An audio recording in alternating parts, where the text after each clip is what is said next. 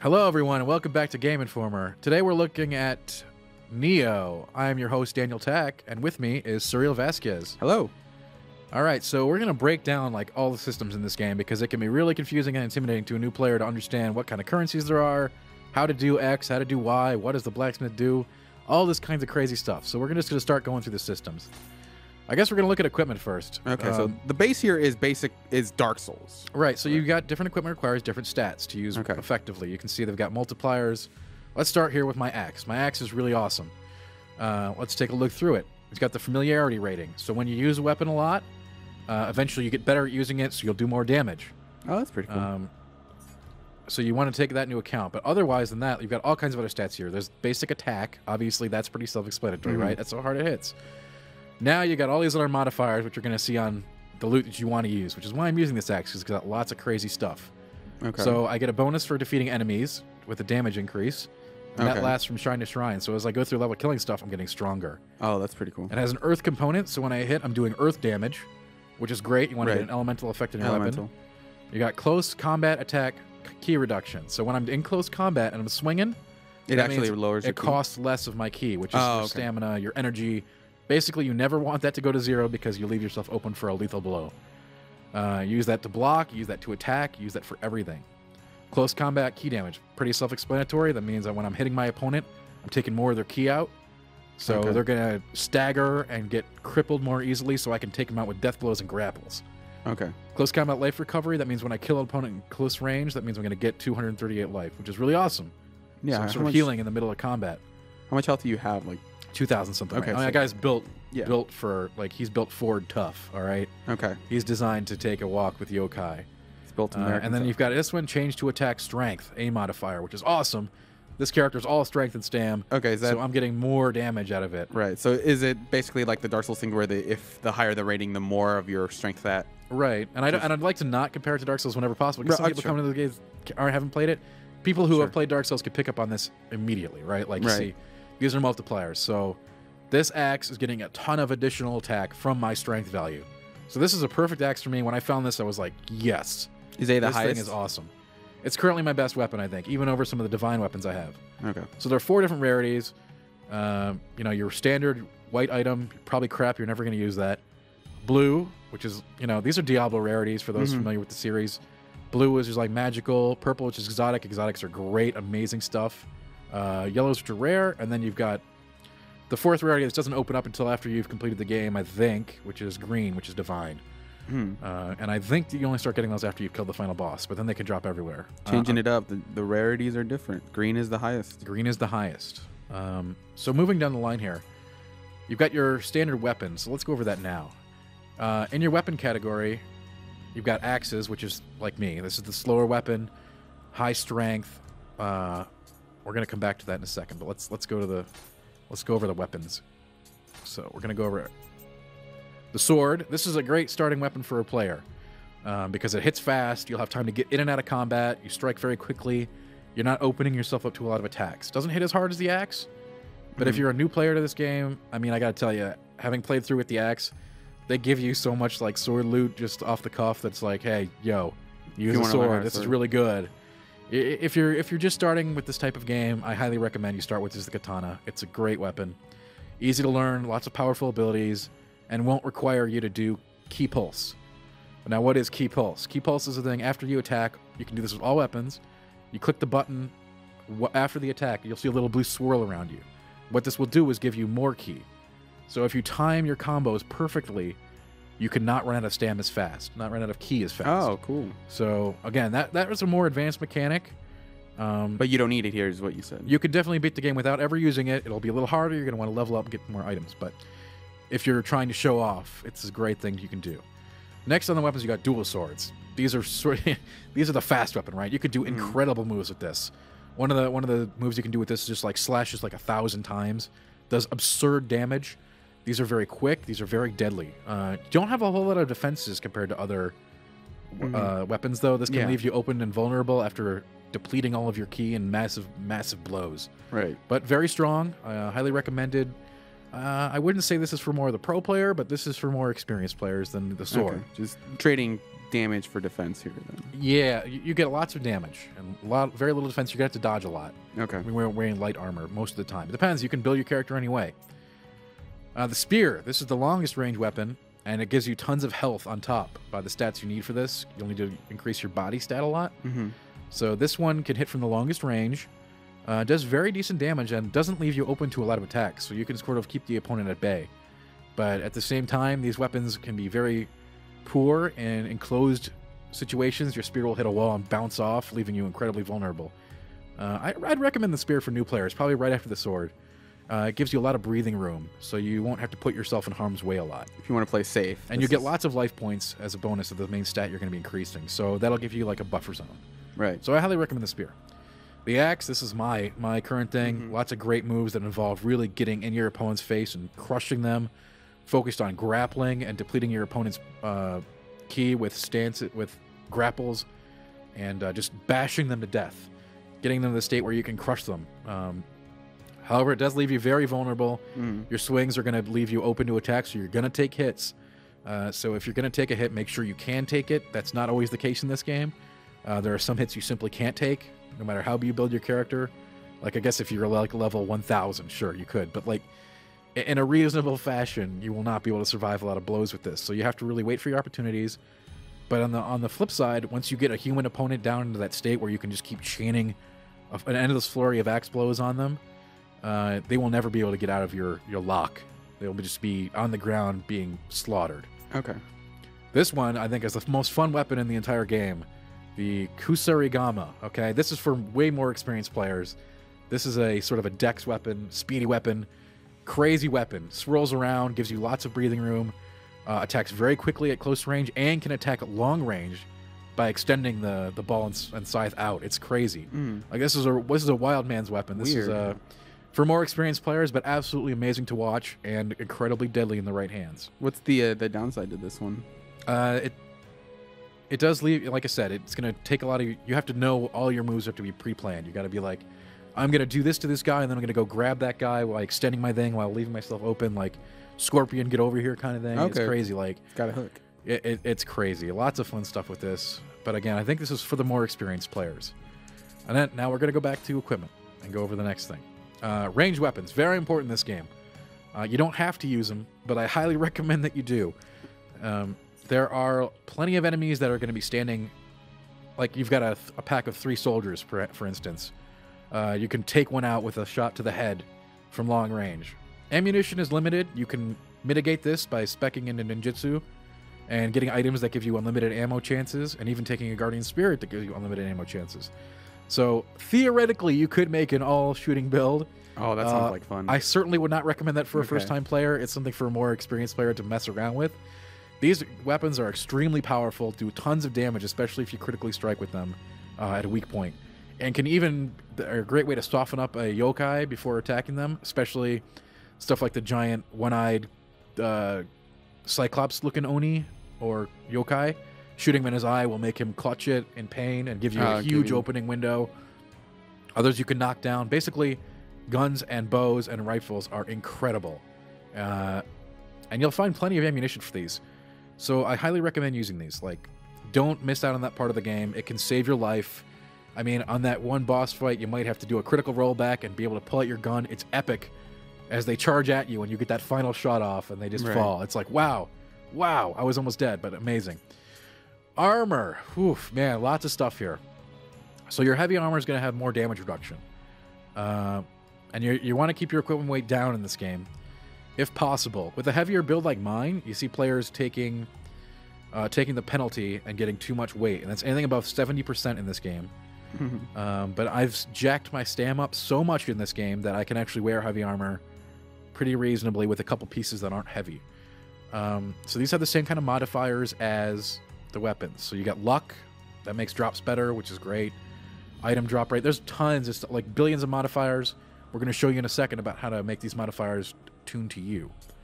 But armor's pretty self-explanatory, and there are sets. So like this is part of the set, the God of War looks down. Let's take a look at that real quick. And I'm guessing there are bonuses? Yeah, right. Okay. So if I get the whole 5-piece set, I get all these other things. Sets are awesome. A lot of times you want to farm up a whole set to do stuff better, and they come in different level varieties. So let's say I get a set really early in the game. Later on, I might find a piece from that same set, only higher levels. So Oh, okay. you can do it up.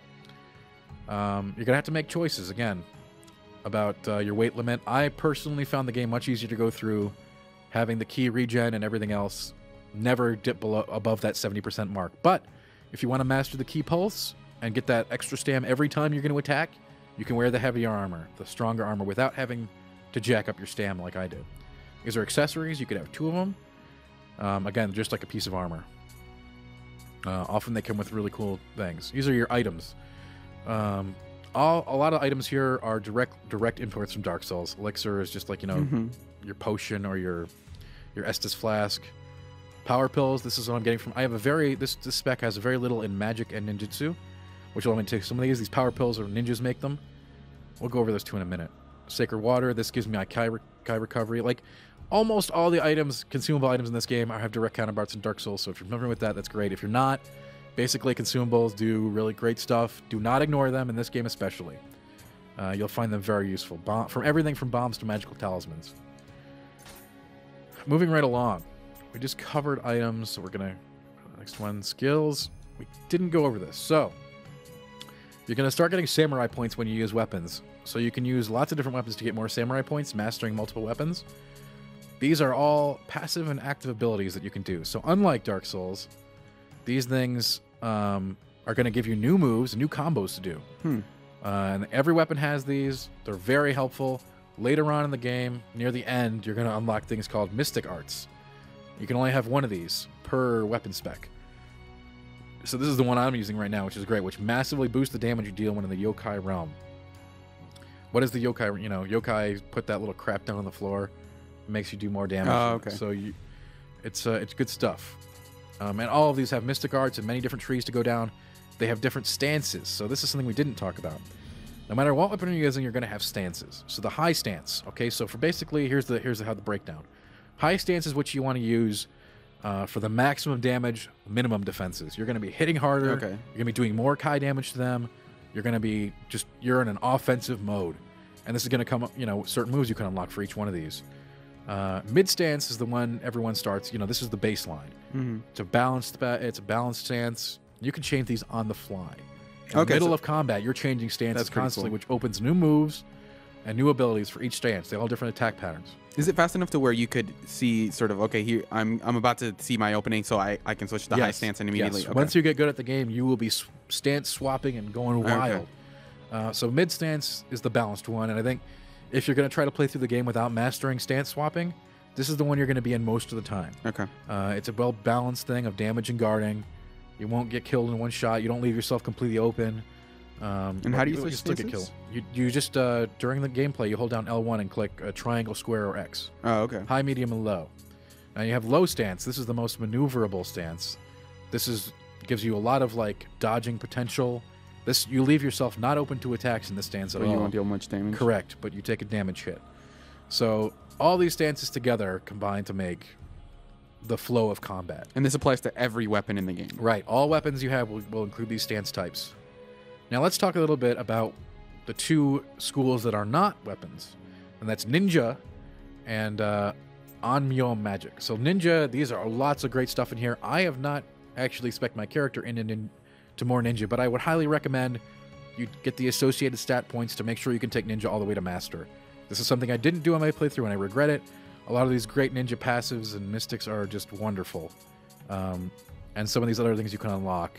Lots of pills, bombs, explosives, even increases the number of bullets you can carry, gives you more sacred water. Lots of very useful things, including more elixirs to carry. These are all really, really useful, man. Okay, so when putting points into this or the magic one, so these do not come from your samurai pool. Okay. You're going to be getting these from different things. All right, so you can spec to one kind of weapon, and then also either ninja or magic. Depending on your points, you can spec into all the weapons if you want. Okay. If you use all the weapons, you'll get enough points to spec into all the weapons. That's the thing that will happen. And then the ninja and magic points come from other things, a lot of questing, doing missions and stuff, finding items. That's how you get the points for these. I see. It says These are like, separate. Here are the requirements for getting Right. this. These all the weapons require samurai skill points, but these two schools require their own special skill points. And it seems like each one of these little squares here has 3 levels. Is that not all of them do? Okay. But the ones that can be upped, like you'll allow you to make more of a thing, increase a passive bonus more. Okay. So it's just like 3 different ways you can increase the effectiveness. Yes. Okay. Yes, absolutely. Here's magic. Magic has some really great stuff. Like just you really want to get into this too. Just put the necessary stat points in so they become a master. Great passives can make you all kinds of really useful talismans. Can extend your living weapon time. Lots of really great stuff in here. Just you're gonna want to not ignore those. Just put the minimum amount of required skill points in to become adept and master in them. You can afford those points. Trust me. So that's on the whole all that stuff. Let's go back to the next thing. Skill customization. This is just you can put moves in different slots. That's not that's not a big thing. Status. All right. So going over this. Again, here's another point where I'm going to say if you're familiar with Dark Souls, this screen should look very familiar. These are all your core stats. They affect you in different ways. Body is more of the spear for spear users. It gives you more health than any other stat you can put it in. Heart gives you more ki, which is great, mainly for sword users. Stam gives you more weight capacity. So great for a guy like me who wants to wear heavy armor and still be able to run around like a maniac. It also increases your hand cannon damage, but that's sort of irrelevant unless you're going for a really fun build that uses, like, the hand cannon, which is an amazing weapon, which I use, but I don't have unlimited ammo for it. Strength, mostly axes. Pretty self-explanatory. Skill, dex, magic, and spirit. Okay. So ninjas and stuff, these are all associated with these. The one here that isn't self-explanatory is spirit, and that will let you unlock new abilities for your guardian spirits at certain tiers, which is very important, which we're going to go over guardian spirits here in a moment. Titles. Another system in this game. So you may feel that you're not making progress. This is a way that you can make little progress even just by playing all the time, right? So, use earth, do X earth damage, do X damage with a sword. Fun stuff like that to killing bosses will lead to these prestige points. These are very minor boosts that affect your character completely, but they do add up. See, I've put so many points into life, I'm actually getting 90 extra life. That's not insignificant. That's after so much time, and these keep swapping out as you earn new titles. Okay. You get them from basically doing everything. So this is just another cool way that you're always making progress, even if you are being consistently destroyed and pushed into the dirt by Oni. So that's a cool little system. Memory to memories. This is where you can go back and watch all the cutscenes that you've unlocked, and look through all the story. Okay, now we're gonna move on to some other stuff. One thing at a time. This is the shrine. You're going to be able to see these inside the levels and as well on the main screen here. So level up, that's pretty obvious what that does, right? Let's talk about Guardian Spirits for a minute. You start off with just your choice of several of the basic Guardian Spirits. Now, they are... Kato is the best one, honestly, if you're just playing the game straight. Like, it gives you some... So let's see what he gives us. Close combat attack, great. Most of the specs are going to use that. Ki, which is wonderful. It's an essential stat. Ki recovery speed. Wow, great. And skill damage. Okay, skill damage might be great, maybe not. But he's just super overall wonderful. And one of the best ones to start with if you're planning on a melee build, I would say. But what else do we have here? Like, look at this. There are all kinds of different things that these things can do. They require a different spirit, though. Like, your spirit to be a C. I don't have spirit required 15, 16, 17. Okay. So if you go into spirit spec, you'll be able to use some of these more advanced and interesting spirits, okay? And they give you all kinds of crazy bonuses. So when I was working out, the only one that I got my spirit to a certain point was with this one, Ikoturi, Itokuri, okay? Because this one has a luck bonus, a human drop rate, and a yokai drop rate bonus. So this is a guy that I would take through levels that I was farming in, right? Okay. Like doing a submission, like, yeah, I can handle this mission, no problem. I won't need him to be a powerful living weapon. All I need from him is his stats. These stats are passive. So this stuff is applying to you all the time while he's your guardian spirit. So I'm just getting like truckloads of loot to carry back and be like, yo, I got tons of rares here. Give me some stuff. And that's the cool way to do it, right? So is it just like you equip this and it gives you a number of passive abilities, or do they do something active? Yes. So not only does equipping these guardian spirits give you the passive that are listed that you have the spirit requirement for, they also have a different stat at the bottom here you can see on the screen called Living Weapon. This is a mode you go into that combines your ki and health bars. It gives you basically another bar. So you can't really be killed while you're in this mode. It gets you a chance to just slam an enemy. It gives you some invincibility, gives you some padding, and lets you do, like, this is what you want to do on bosses, right? Gives you tons of damage and gives you an opportunity to take advantage. Like, this Kato has a very aggressive one with a big attack enhancement. Usable time, not so great, but like you'll see that these have different modes, how long they last, how long the gauge takes to fill. You know, if you want to use this one has an A+ gauge rate, so you're probably using him every 5 seconds, right? But he's not nearly as good as Kato in power. So, you know, you got to make these judgments. Is it something that you're going to be able to use outside of bosses, or is it something? Oh, yeah, absolutely. In fact, the Amrita, or souls that you collect, will recharge the meters. So if you're just chopping through yokai, the bar will keep filling up as you kill. Okay. So it's very important to know, and these are really important. And as you can see right here, the Kato is level 12 here. After you've completed the game, you can actually level up your Guardian Spirits. You can't do that during the standard game. But after you do that, you can come back and start leveling them up to make them even better. So that's the Guardian Spirits. They're great. And it's the Enhanced Guardian feature, which you can level up your Guardians. Kodama Blessings. Oh, this is great. So within each level, there are different little Kodamas you can find. They're usually in little hidden out-of-the-way places. And so that when you're in the certain areas, you can take these blessings that give you everything from, you know, Amrita increase. Obviously, lots of people like that one. Weapon drop rate, armor drop rate, elixir drop rate, and material drop rate. So that's great, right? You know, these are all great things. Yeah. Now, finding the Kodama, you're going to want to look in out-of-the-way places, but there's also an ability on items you can get called Kodama Sense. And I think even a Guardian Spirit has this. You're going to want to get this, okay? It'll just show where they are on the mini-map. You won't have to stress trying where they are. You can just get them. Yeah, that definitely sounds like something I would use. Yes, you definitely want to do that. So get Kodama Sense. That's the takeaway there. This is collecting DLC items. Summon Visitor. This is something you can do in a mission. This brings another player into your game by putting a little cup down. You'll find these all over the place. You'll have tons of Ochoko cups. Look, I got 63 of them. You know, it just basically lets another player into your game and help you with the boss or the level. It's pretty standard stuff. You're going to want to do that a lot if you're having trouble on a boss. This is what you do to prepare your magic and ninja skills. Based on your stat, I have very low capacity on this character, so I can't really take more than these things. But as you put points into those things, you but it's something to specialize in. Basically. Yeah, these are specialist things. So make offering. This is important. So you could take all the stuff you don't want. There's a couple things you can do with it. So let's say you've got a bunch of items which you don't want, which you will find. You could offer them to the shrine, and it gives you Amrita, so souls and experience, as well as giving you useful items like elixirs and, you know, little soul shards and stuff like that, which will give you even more Amrita. So if you take your junk and deliver it to the shrine, it gives you Amrita and elixirs. This is a good way to dump off gear. Alternatively, we're going to go to the blacksmith here in a minute, and you can take your items and turn them into materials there. So you can craft and create the best items possible. So those are your two options for items. That takes us past the shrine screen. Now we're going to go to the blacksmith. You unlock this very early in the game. And there are many things you can do here, and they're all important. Buy and sell is pretty obvious, right? One thing to pay attention to here is the special finds section. You can find some incredible gear here. This replenishes every so often. I think it's after you beat every main mission. I'm not sure. But and I have mine spec to get more items per time, but you'll find all kinds of really great stuff here in the rare find section. Also a great spot to refill your ammunition between missions, because you're going to use it. Buying and selling is pretty self-explanatory. You don't probably never want to sell your items. Note this. Okay. You can do better things than sell your items. Either you're offering them or you're disassembling them. Don't sell them. You'll get plenty of gold or currency.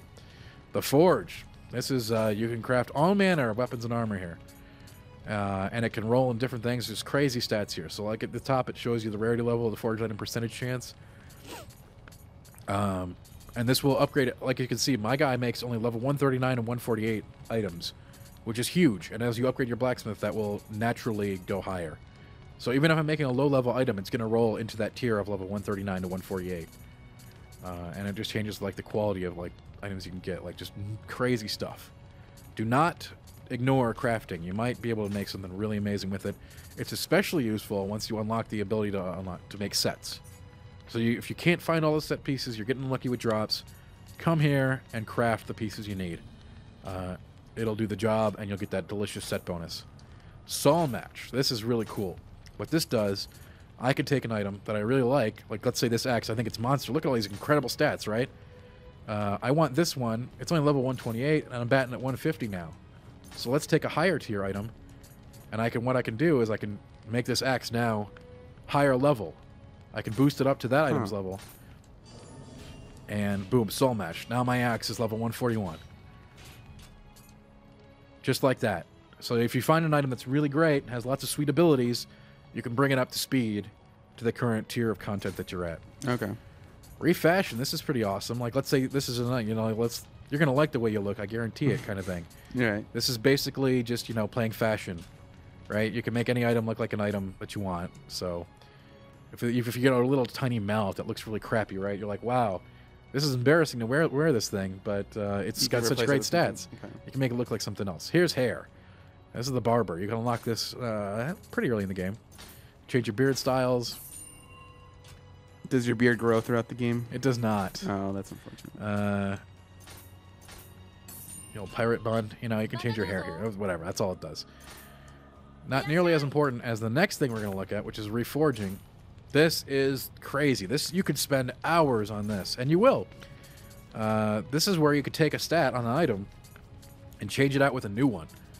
So, all right, let's roll the dice here. I got some iron chunks. Let's see what this is going to be. Now it's got mid-attack break. All right, that works for me. You so can do this. What does the mid-attack break do? So I have my mid-attacks will do more break damage, okay.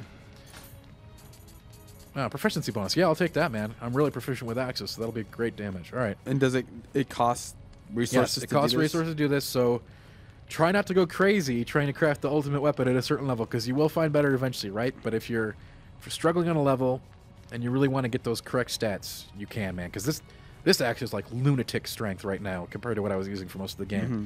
Like, it's got that amazing strength mod. That's locked. I can't change that, as you can see.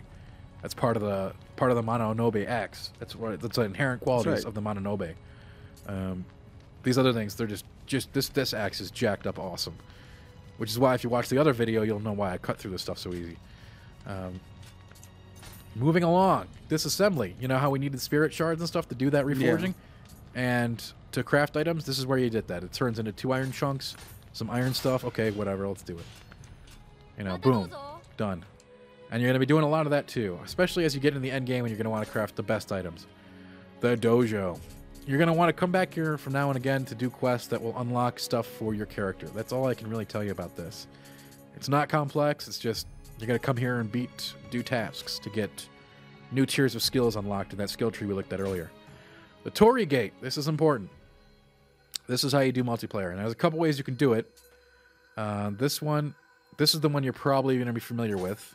This is just like, you know, say, oh, okay. Hey, I want to play with someone. I'll do a mission. Here's the mission I want to do. Or I can just play with anybody doing anything. Okay, and I click that, and I'll become a visitor in their game. This one is way different. This one lets you team up before you even start the mission, and you do something called the Yokai Realm, okay?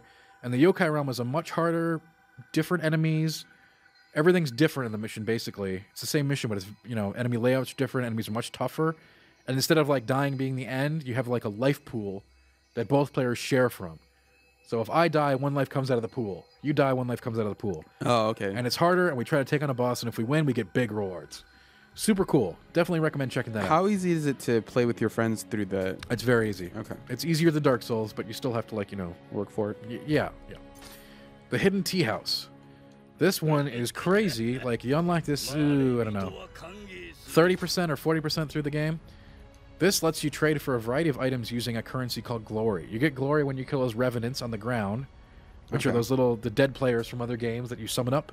Okay. And you also get it from engaging in multiplayer play of any kind. So this will unlock... Okay, check this out. This is the transform mode. I can make me look like any other character I've unlocked. Torii Hanzo. That's right.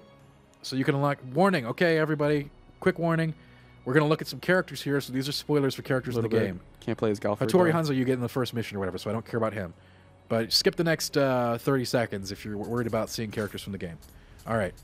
So in the trade option here, the coolest thing you can get are these transformations. So you can unlock, including Edward Kelly, the main antagonist. So just a huge roster of people you can unlock and look like in the game. So that's that. All right, so we did that real quick. We're not going to show any more of that because we don't want to spoil anything. But yes, and you can get random sacred treasures here. Like I could get an axe. Maybe it's cool. I don't know. And you can use your glory for this. So basically, it really promotes you doing multiplayer stuff. Because it'll get this. Yeah. This gives you a chance to get a really Every cool time weapon. you get glory, you can come back here and take a roll on these items. If you're familiar with Diablo 3, this is similar to... Who's that girl in town that sells you those random items? This is pretty much that exact same system. And of course, you can get cool gestures this way, too. I love gestures. It's amazing. There's lots of stuff to do here at the tea house. Don't ignore it. Get your glory, go do some multiplayer, and come back here and get really cool loot. All right. Oh, wait, I didn't get... There's some more stuff here. There's more stuff here, so I gotta go back. As always. So this is the clan, all right? You're going to join a clan that gives you special abilities in this. As soon as you unlock the tea house, you should join a clan. All these clans come with different benefits, and there's lots of them. Obviously, I really like this clan that I joined because... Where is the one that I'm in? Does it symbolize it in anything? Does it tell me which one I'm in already? Doesn't I don't think it does. I picked one that gives you a 30% chance to avoid death. Oh, that's pretty good. When you die. It's really good. It's only under certain circumstances, though. It can't be like critical damage, something like... There we go. This is the one I'm in. Prevents death as long as you're not in critical condition, 30%. And more importantly than that, 25% elixir boost, which means my healing potions Heal are more. crazy great. Yeah. But there are all manner of stuff you can look through here, find the one that's right for you, and you can change it. So don't worry about committing. Is the number of members... it seems like it's showing it for every clan. Well, Is that a relevant the game's not metric? even out yet right now, Okay. so I wouldn't put too much stock in that. All right, so we've done everything on those menus. Now let's take a look at the screen. Nioh is not a game where it's point A to point Z, right? So you can do missions and sub-missions as you please. You could do main missions over and over. It's not one interconnected world. It's mission-based. So the main missions are pretty self-explanatory. Here are the rewards you get from it. Here's what, all that stuff is indicated on the right. More importantly, these are pretty easy to figure out. I'm pretty sure you can understand that. Mm-hmm. Over here, though, these are Twilight missions. Now, 2 of these unlock per day.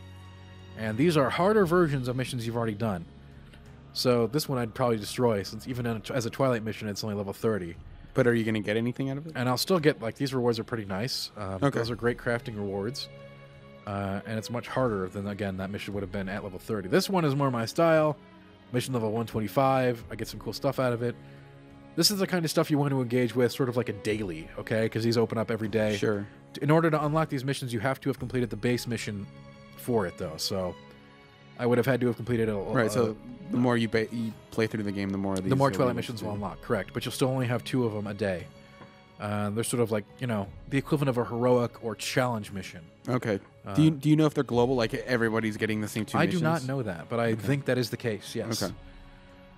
Okay. And that, my friends, is a primer on all things Nioh.